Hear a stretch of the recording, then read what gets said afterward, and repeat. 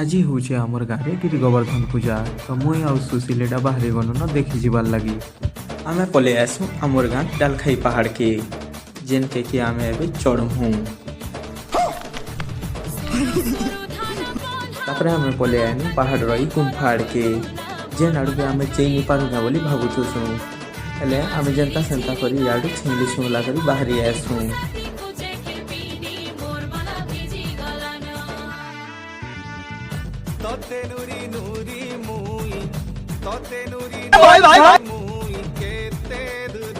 आमे पले आनु पहाड़ रो पूरा ऊपर के आ पहाड़ ऊपर ये व्यूटा पूरा सुंदर देखा जाउथला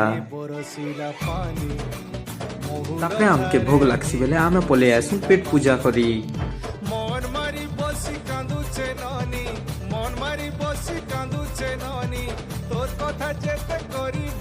तापरे सुशील कहसी प्रसाद